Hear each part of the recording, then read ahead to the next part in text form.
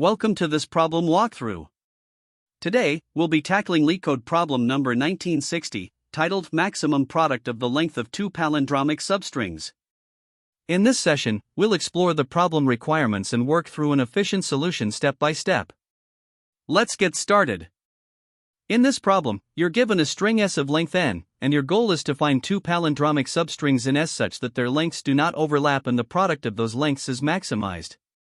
A substring is considered palindromic if it reads the same forwards and backwards, and two substrings are non-overlapping if they don't share any characters. The task is to return the maximum product of the lengths of these two palindromic substrings. The input is a single string S, which can have a length of up to 100,000 characters. The output is an integer representing the maximum product we can achieve. For example, if S is the string abab, we need to calculate this maximum product. For the string abab, the output is 9. Here's how we arrive at this result. One valid palindromic substring is ABA, which has a length of 3. Another valid palindromic substring is BBB, which also has a length of 3. These two substrings do not overlap, and the product of their lengths is 3 multiplied by 3, which equals 9. Among all possible pairs of non-overlapping palindromic substrings in this string, 9 is the maximum achievable product. Now, consider another example where S is ZXB. In the string ZXB, the output is also 9. The first palindromic substring we can find is AAA, which has a length of 3. The second palindromic substring is BBB, which also has a length of 3. These two substrings are non-overlapping, and their product is 3 times 3, giving us 9. This is the maximum product possible for this example. Now, let's look at another case where S is ecdampump. In the string ecdampump, the output is 15. Here, we can choose the palindromic substring PMP, which has a length of 3, and another palindromic substring MOM, which also has a length of 3.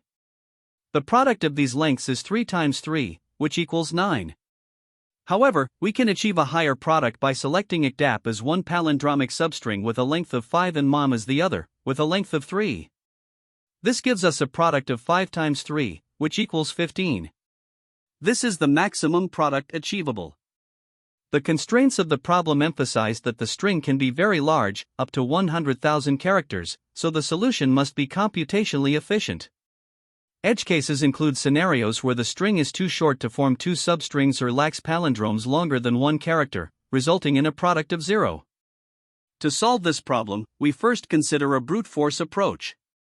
The core idea here is simple. We generate all possible pairs of non-overlapping palindromic substrings from the string. For each pair, we calculate the product of their lengths and keep track of the maximum product we encounter. To achieve this, we iterate over all potential partitions of the string into two parts. For each partition, we find the longest palindromic substring on the left side and the longest on the right side, then compute the product of their lengths. However, this method is computationally expensive. Since determining palindromes for each substring requires significant processing, the overall complexity of this approach is cubic, or O(n cubed). This renders the brute force solution impractical for large input sizes, especially when the string length can go up to 100,000 characters, as specified in the problem constraints. To address the inefficiency of the brute force method, we turn to an optimized approach utilizing Manicher's algorithm. This algorithm allows us to find the longest palindromic substring centered at each position in linear time, O(n). The key insight is to pre-compute two arrays to simplify subsequent calculations. The first array, left I, stores the length of the longest palindromic substring that ends at or before index I. Similarly, the second array, right I, stores the length of the longest palindromic substring that starts at or after index I. With these pre-computed values, we can iterate through all potential split points of the string. At each split, we use the left array to identify the longest palindrome on the left side and the right array for the right side. By calculating the product of their lengths, we can efficiently determine and track the maximum product.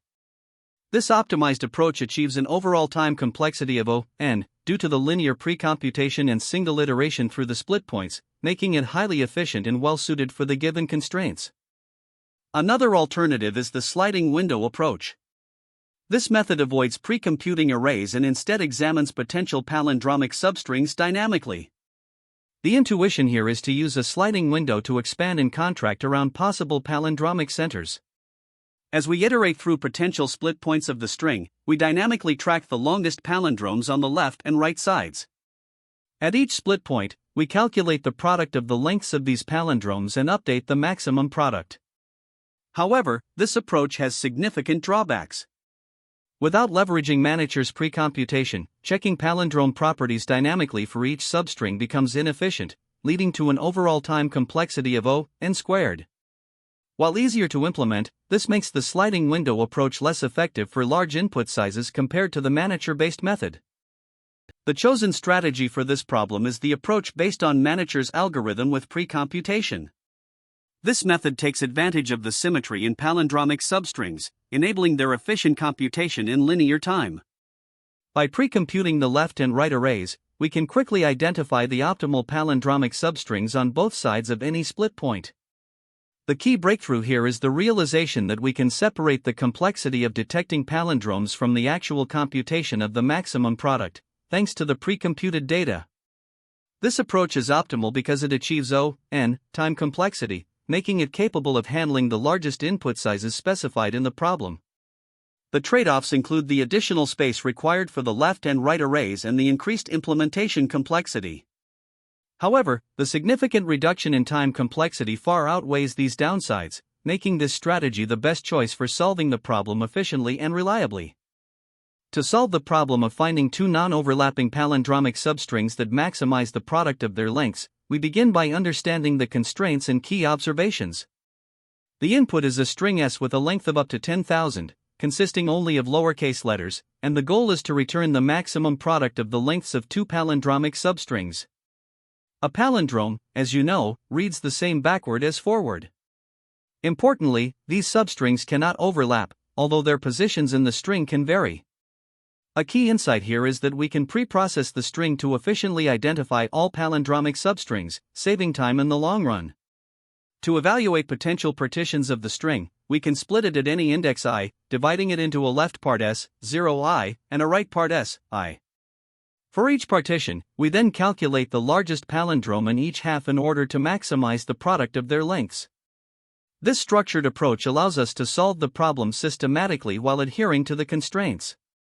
The next step is to pre-compute palindromic lengths, which is key to improving efficiency. To do this, we use a technique called center expansion. For odd-length palindromes, we expand around each character in the string, while for even-length palindromes, we expand around every pair of consecutive characters. As we calculate these palindromic lengths, we store the results to avoid redundant computations. Specifically, we create two arrays, left_max, I, which holds the length of the largest palindrome on the substring S, 0I, and right_max, I, which stores the largest palindrome on the substring S, I. Once these arrays are prepared, we evaluate all possible partitions of the string. For each valid partition index I between 1 and n1, we retrieve the largest palindromic lengths from the left_max and right_max arrays, calculate their product, and keep track of the maximum product encountered. After examining all partitions, the result is simply the maximum product we've recorded. Several key insights make this algorithm efficient. First, pre-processing the palindromic substrings ensures that we don't need to repeatedly check each substring for palindromicity, which would be computationally expensive. Instead, this pre-processing step allows us to reduce the overall time complexity. The center expansion technique is particularly powerful here, as it guarantees that every potential palindrome is considered. While the worst-case time complexity of this step is O(n)², it's still far more efficient than a brute force approach. Once we have the left_max and right_max arrays, we can evaluate each partition in linear time, O(n), since we're simply looking up pre-computed values. From a data structure perspective, these arrays are central to the algorithm because they allow us to quickly retrieve the largest palindromic lengths for the left and right substrings of any partition. Additionally, the two-pointer technique used during center expansion ensures that we find the largest palindromes efficiently. Let's now analyze the complexity of the entire algorithm. For the time complexity, the preprocessing step to compute all palindromic substrings via center expansion takes O(n squared) in the worst case. Evaluating all possible partitions of the string, which involves a single pass through the left_max and right_max arrays, takes O(n). Therefore, the overall time complexity of the algorithm is O(n squared). In terms of space complexity, the two arrays left_max and right_max each require O(n) space, as they store the largest palindromic lengths for the left and right substrings, respectively. Apart from these arrays, no additional space is required beyond a few variables for bookkeeping. Thus, the total space complexity is O(n). This balance of time and space efficiency makes the algorithm well-suited for strings up to the maximum length constraint of 10,000. Here, we begin by defining the max product function, which will compute the maximum product of the lengths of two palindromic substrings in the input string S. First, we implement a helper function called managers to calculate the maximum palindromic lengths centered at each position in the string. This is achieved using managers' algorithm, which efficiently computes the length of the longest palindromes by expanding outward from each center. We initialize an array P to store these lengths, and two pointers, L and R, to track the current bounds of the rightmost palindrome. For each character in the string, we expand outward as long as the characters match symmetrically, updating P, I, with the maximum length found. If the palindrome at the current center extends beyond R, we update the bounds accordingly. The function then returns the array P, which contains the maximum palindromic lengths for all positions in the string. Next, we calculate the maximum palindrome lengths for substrings expanding to the left and right. In the forward pass, we iterate through the string to compute left_max, which stores the maximum palindrome lengths ending at or before each index. For every index, we update the maximum length found so far and store it in left_max. Similarly, in the backward pass, we populate right_max, which records the maximum palindrome lengths starting at or after each index. By iterating from the end of the string to the beginning, we maintain the running maximum length and store it for each position. Finally, we calculate the maximum product of lengths by iterating through the string and multiplying the values in left_max and right_max at adjacent indices. The result is stored in max_product, which is returned as the final answer. This approach ensures an efficient and systematic calculation of the maximum product of two palindromic substring lengths. Here, we begin by importing the necessary libraries and creating our solution class. The main method, maxProduct, calculates the maximum product of the lengths of two non-overlapping palindromic substrings in a given string. First, we determine the length of the input string and use the helper function managers to compute the palindrome radii for each character in the string. These radii will help us determine the maximum lengths of palindromes centered at each position.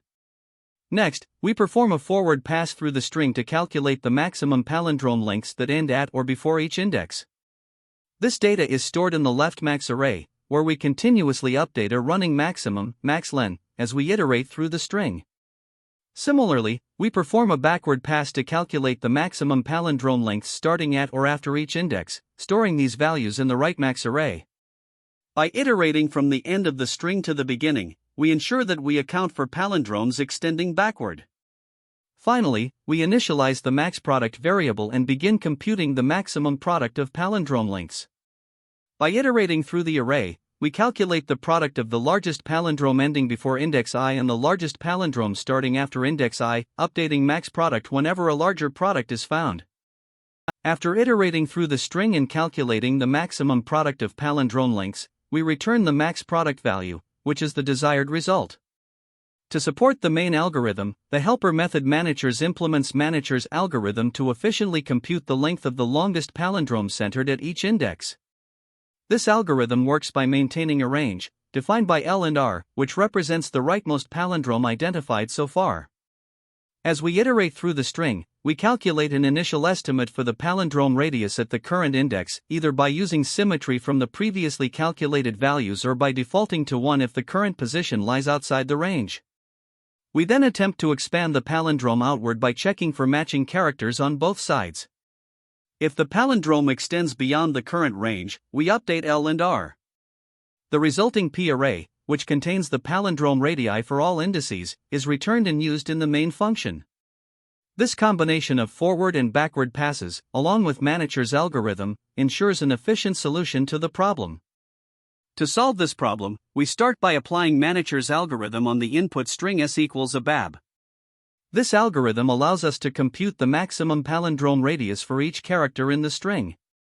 The radius array p is initialized as 0, 0, 0, 0, 0, 0. Then, we iterate through each center and expand outward to determine the palindrome length. For instance, at index I equals 0, the palindrome is simply the character itself, so p, 0, equals 0.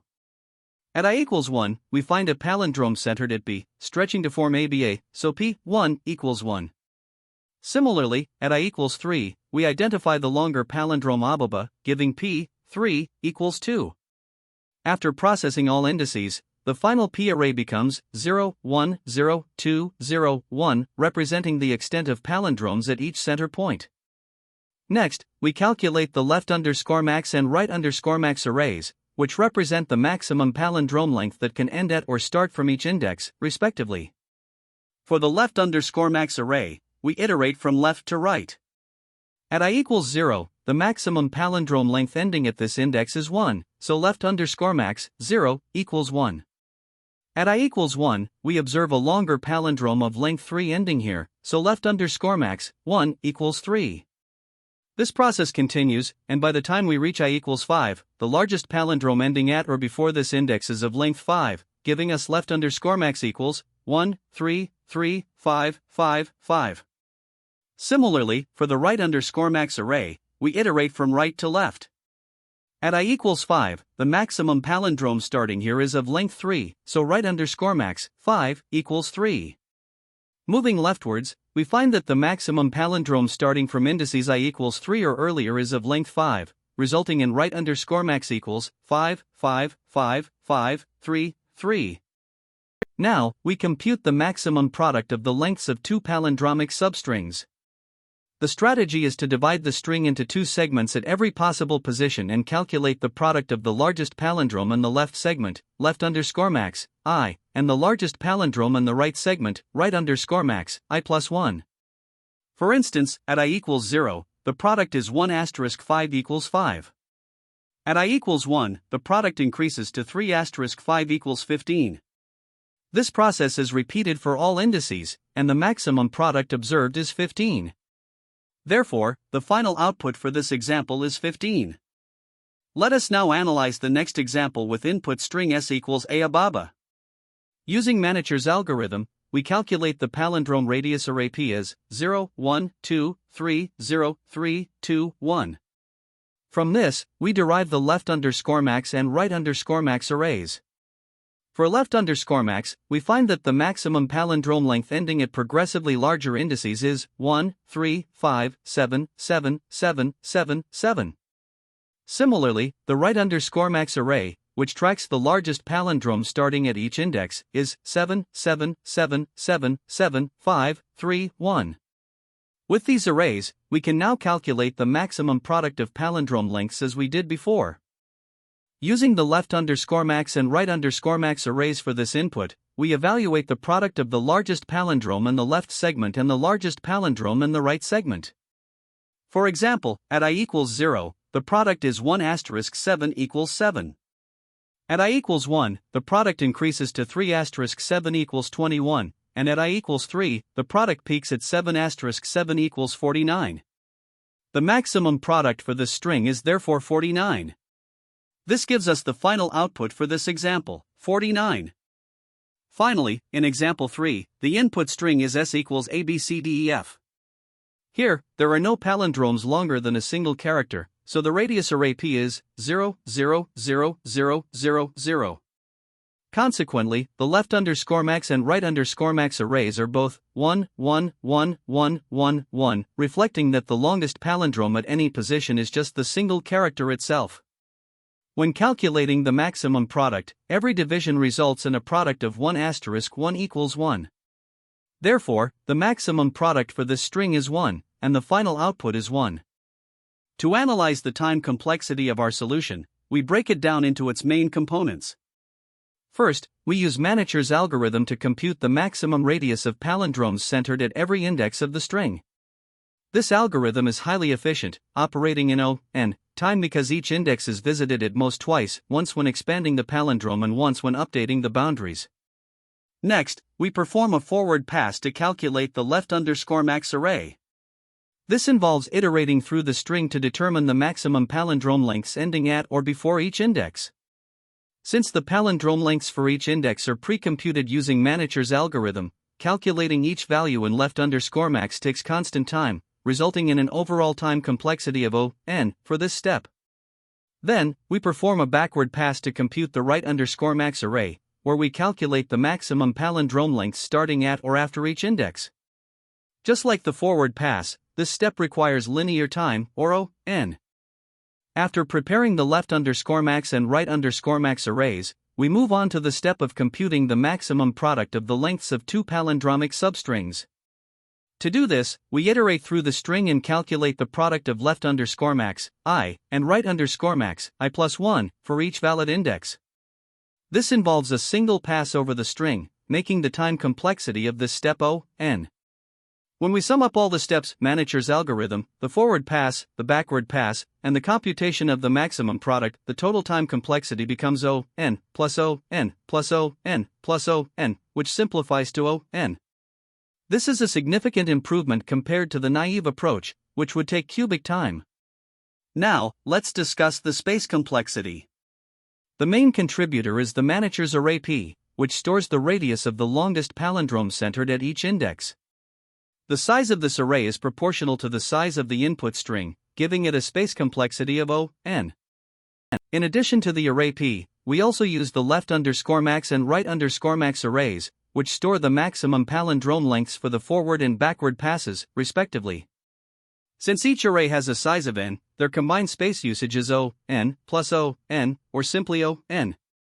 Apart from these arrays, we use a few auxiliary variables such as max_len and max_product, as well as loop counters, all of which require constant space, or O(1).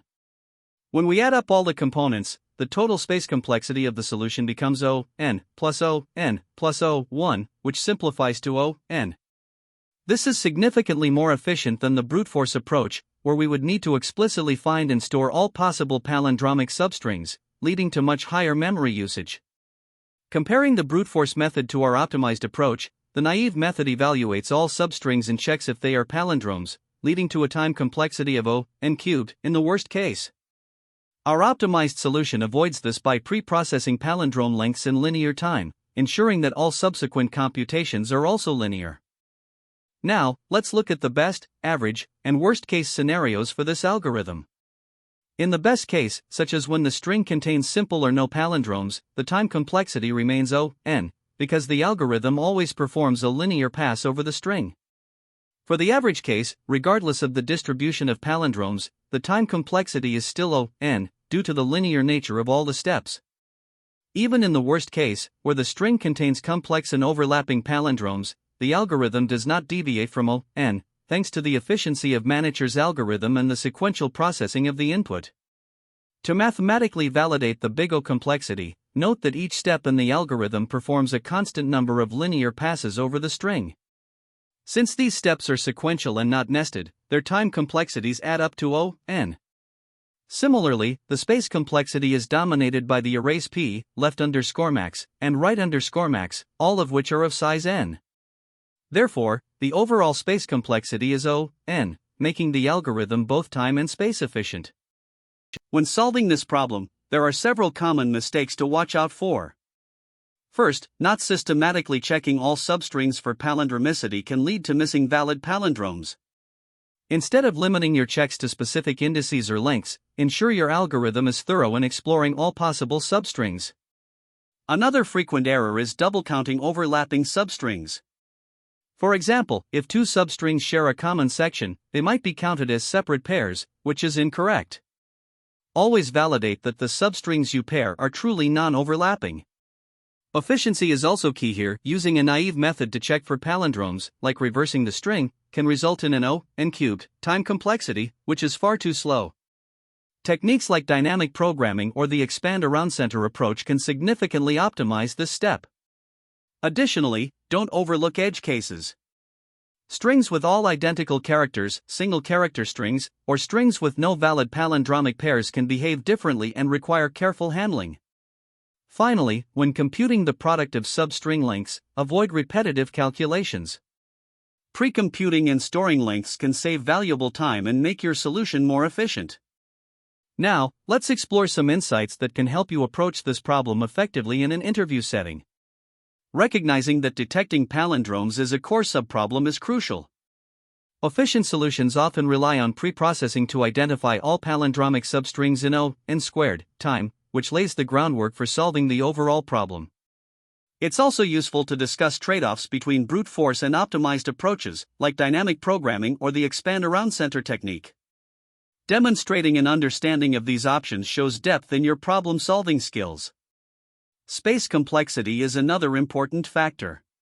Some interviewers may challenge you to reduce auxiliary space usage, so be ready to adapt your solution accordingly. Additionally, make sure to communicate edge cases explicitly. Mentioning scenarios like empty strings or strings with no palindromes highlights your thoroughness. Finally, it's worth exploring related problems, such as finding the longest palindromic substring, counting all palindromic substrings, or determining the longest palindromic subsequence. These problems not only help you recognize patterns but also deepen your understanding of palindrome-related techniques. Let's consider alternative approaches to solving the problem, each with its own trade-offs. A brute force approach involves generating all possible pairs of substrings, checking if each is a palindrome, and then computing the product of their lengths. While this method is conceptually simple, it is highly inefficient with a time complexity of n to the power of 4. A more practical solution involves dynamic programming, where you pre-compute all palindromic substrings using a DP table. This reduces redundant palindrome checks and improves efficiency, though it requires n² space. Another common technique is expand-around center, which identifies palindromic substrings in n² time by expanding outward from each character or pair of characters. This approach is more space-efficient than dynamic programming, but its implementation can be trickier when ensuring pairs are non-overlapping. Lastly, there's Manicher's algorithm, a highly efficient method that operates in linear time. While it's the fastest option, it's also less intuitive and more challenging to implement, especially in the context of an interview. Choosing the right approach depends on the specific constraints and requirements of the problem or interview scenario. Great job! We've completed this problem walkthrough. To summarize, we explored efficient ways to maximize the product of lengths of two palindromic substrings. Remember to practice similar problems to strengthen your understanding. Thank you for watching, and don't forget to like and subscribe for more content. See you next time. That's the end of this tutorial. I hope you found this explanation helpful for understanding the solution to this LeetCode problem. If you enjoyed this content, please consider subscribing to the channel for more coding tutorials and solutions. Feel free to leave a like if this video helped you, and don't hesitate to comment with any questions you might have. Thanks for watching, and happy coding!